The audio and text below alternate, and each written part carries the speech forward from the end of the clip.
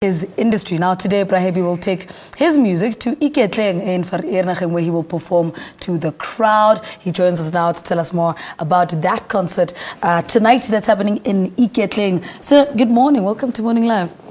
Good morning. I mean, let's talk about 3 years on, and your first album is still making serious waves in the industry. Why do you think people got so hooked on African time? But I would guess it's because African time has got everything. Mm-hmm. You know, you get, because it revolves around the jazz axis. It's music that was developed from the hostels, from the Botsois those days, and the Kwaito with jazz, Kwaito, it's everything, because I've played everything. Yeah. You know, I've been on the boat sometimes for 3 months playing long Aram music. I'll be somewhere at the waterfront, they're playing something else, Mbaqanga as well, because my uncle was a Mbaqanga player. So these things, all these memories come back. I mean, over the 3 years, what have you learned and discovered about the album and rediscovered about the album that you didn't see at first? I discovered that the album, it's still, because African time is still under construction. Yeah. But it's a construction in progress. Yeah. So I've discovered that I still need to have a big band, you know, to enhance the sound of African time.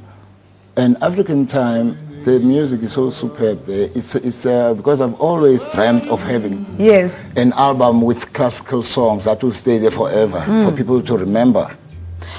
I mean, what's the best response you've heard about African time? So what's the best response you've had, or the best compliment?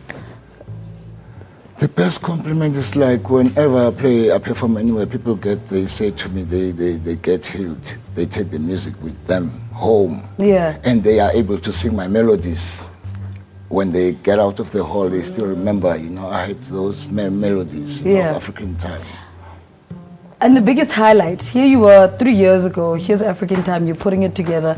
3 years later, we are still talking about it. People are still asking you to play, you know, at gigs and play African time. What's been the best part of embarking on this African time journey? Hey, I've embarked on a lot. It's a long journey. Yeah. It's a long journey. African time is a long journey, as I've told you, that it's still under constructions. Recently, in 3 years' time, I've managed to establish at least 4 bands. African Time Ensemble, Emergency Quintet, which they've got explanations, all of these things. Yeah. And I've got a 5-state that's playing now at Iketleng, and I've established African Time Quartet. So it's growing, you know, because I'm playing with the young musicians a lot, and I'm developing them as well in this music. Okay, so let's talk about performing live.